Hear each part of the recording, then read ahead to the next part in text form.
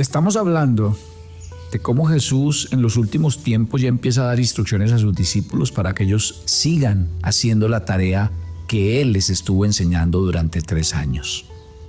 Aquí es donde se pone interesante el tema de ser un discípulo de Jesús, porque realmente nos fue asignada la tarea de extender el reino y llevar su palabra hasta lo último de la tierra. Deje que este devocional hable a su corazón y las implicaciones que tiene seguir a Jesús.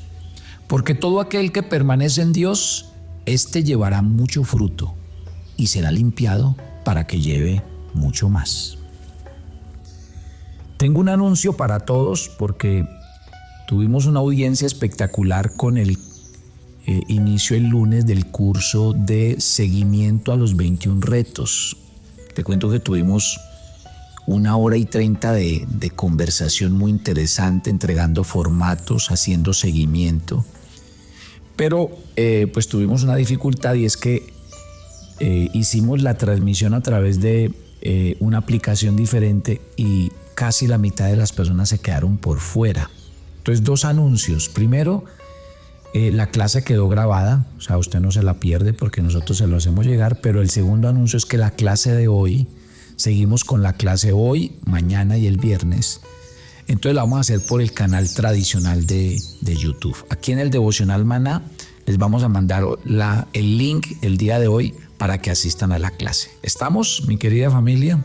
Entonces los espero hoy, 8 de la noche, hora Colombia, para que sigamos con el seguimiento a los 21 retos. Ya no es dando una charla, sino dando los formatos, las herramientas para que puedan llevar a cabo el plan y le puedan hacer seguimiento.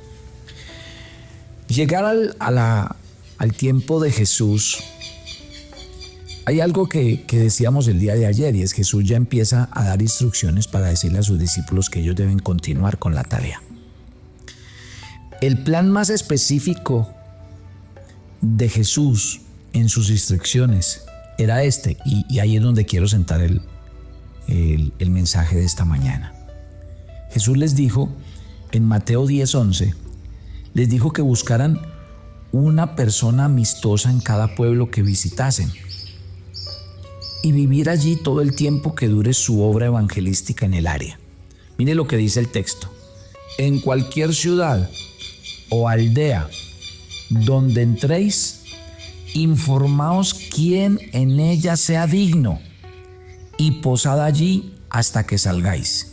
Mire, por ejemplo, el mismo texto en otras versiones.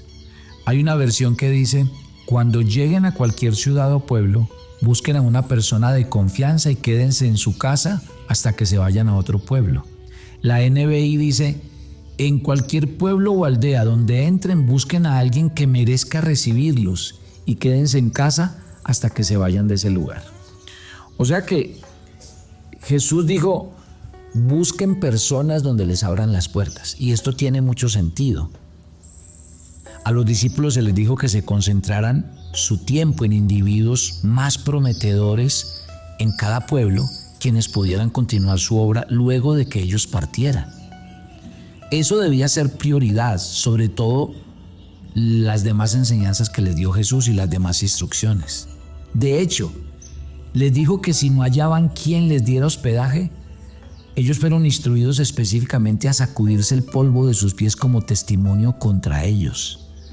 Y dice el Señor: será más tolerable el castigo para Sodoma y Gomorra que para esa ciudad que no los recibió. Mire que en este principio de establecer un lugar y de plantar un lugar, lo primero era establecer una relación posible con personas claves con las que se tuviera un seguimiento. ¿Por qué? Porque eso era lo que Jesús había practicado con sus discípulos y esperaba que ellos hicieran lo mismo. O sea que todo su plan de evangelización dependía de esto. Aquellos lugares que negaron la oportunidad a los discípulos de practicar este principio trajeron juicio sobre ellos mismos. Entonces, esto me da a mí un principio sobre el tema del discipulado esta mañana. Y yo lo voy a mirar en doble sentido. Primero, usted puede ser esa persona.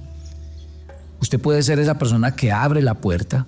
Usted puede ser esa persona que recibe el evangelio en su casa y que al recibirlo en su casa lo puede expandir para el resto de su familia y para sus vecinos. ¿Por qué? Porque usted no solamente puede recibir el evangelio en su casa, sino que como usted está siendo un discípulo de Jesús, usted puede convertirse en un maestro, se puede convertir en un mentor, se puede convertir en alguien que enseña la palabra de Dios en el lugar donde Dios le ha colocado. Lo otro es ir a buscar, donde quiera que vayamos, personas, porque yo a veces veo que la gente le da por salir a evangelizar. Vámonos a evangelizar. Y todo el día van y evangelizan. Gloria a Dios. Que uno salga y le comparte a todas las personas que se encuentren. Pero es que mire que el método de Jesús no fue así. Jesús predicó, pero enseñó a aquellos a los que cuando Él se fuera iban a quedar haciendo lo que Él hizo y mucho más.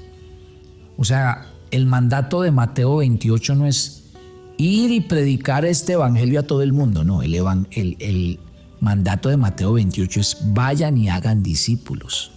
Y hacer discípulos es seguir la instrucción que Él acaba de darle a los discípulos. ¿Cuál es?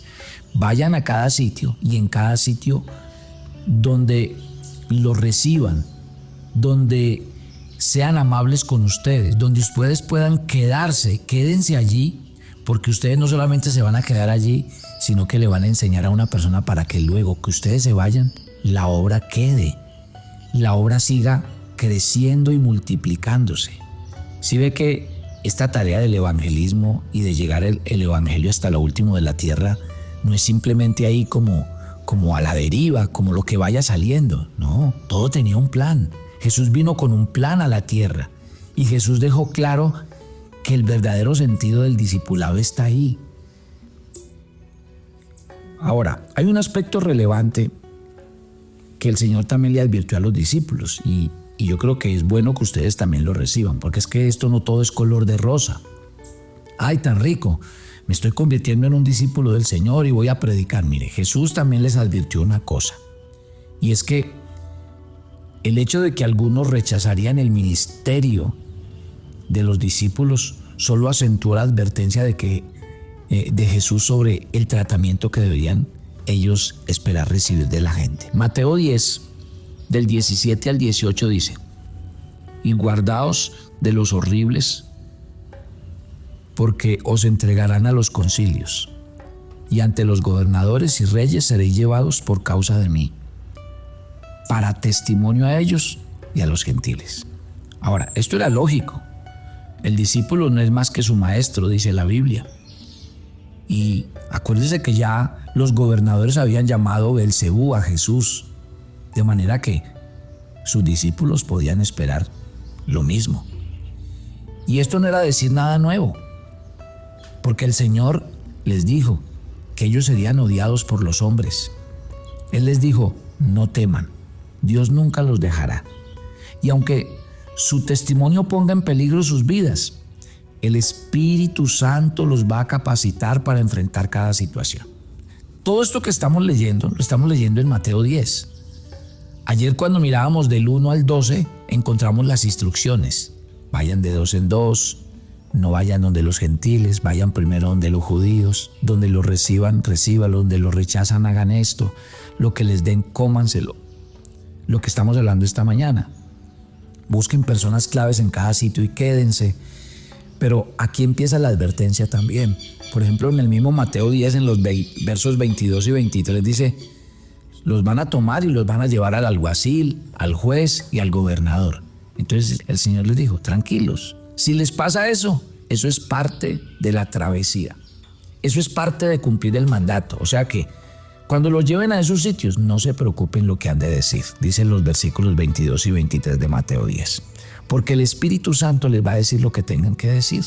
¿Ustedes se acuerdan cuando Pablo fue llevado frente a uno de los emperadores romanos?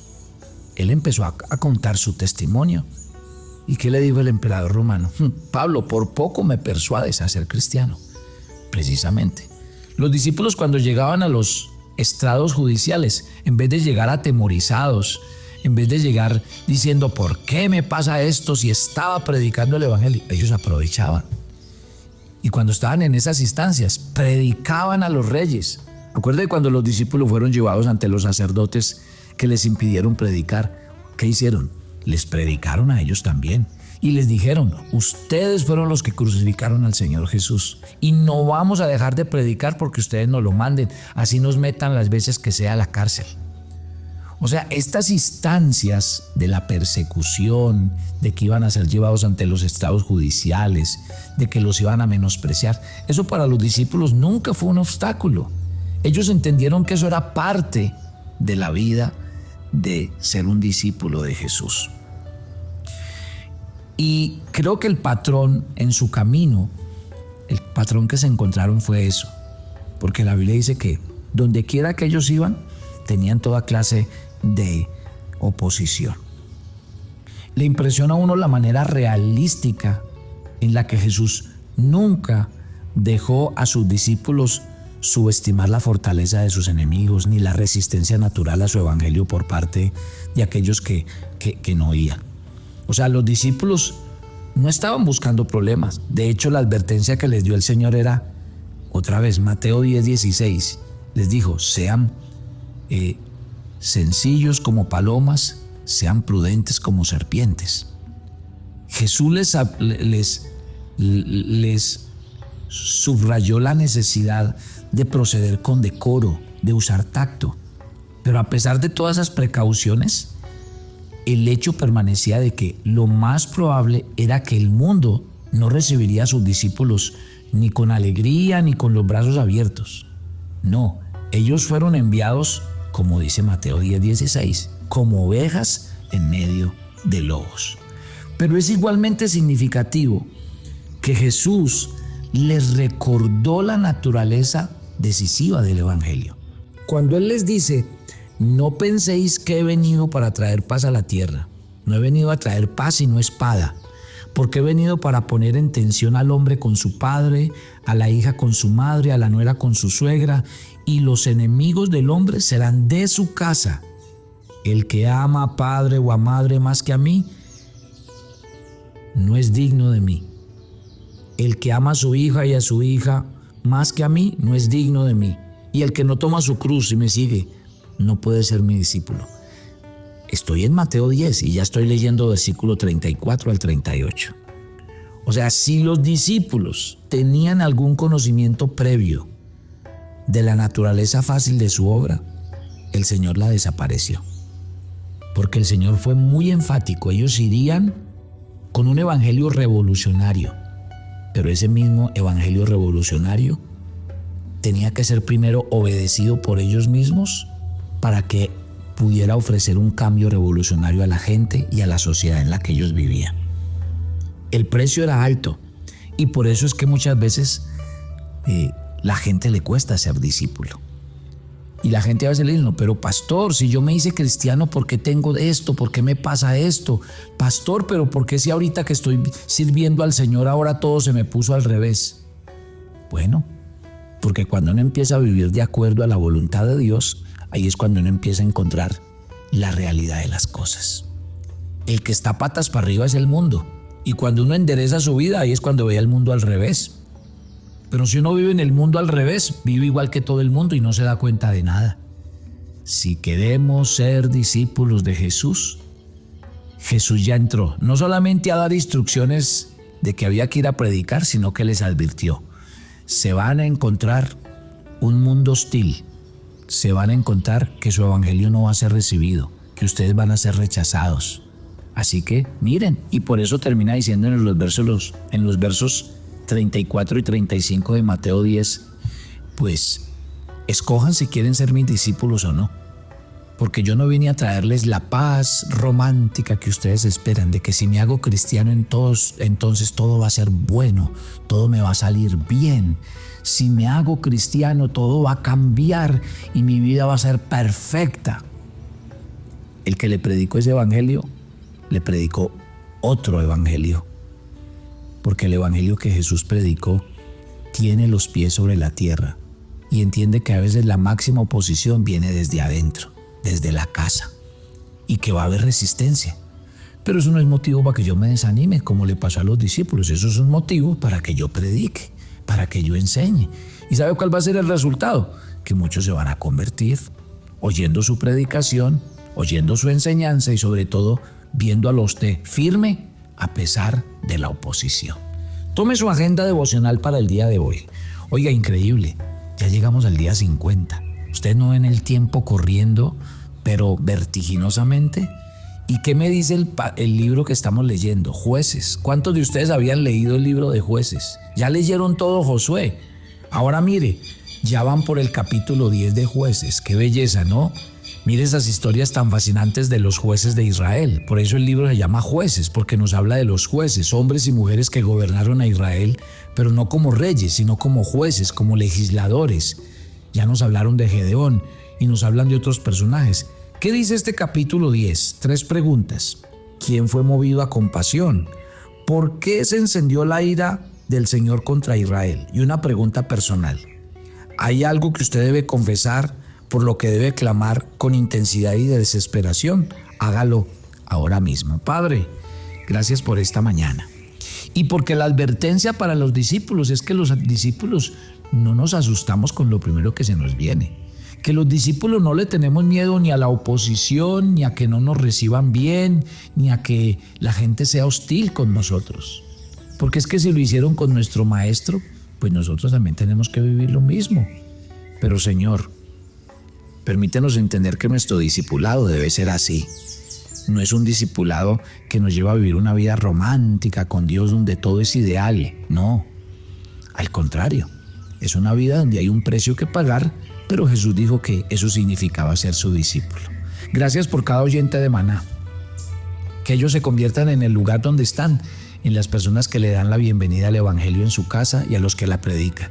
Y que ellos también se conviertan en multiplicadores de ese Evangelio. Nos encomendamos a ti, pedimos tu bendición y gracias por estar con nosotros en Cristo Jesús. Y yo los espero mañana en otro tiempo devocional. Bendiciones para todos.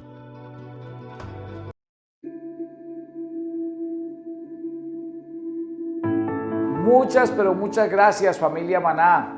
Hemos recibido sus aportes, lo seguimos haciendo y créame que estamos agradecidos y cumpliendo la tarea.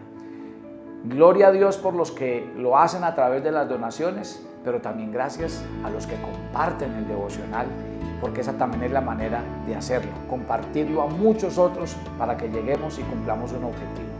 Dios les bendiga y sigamos haciendo la tarea de llevar el nombre del Señor.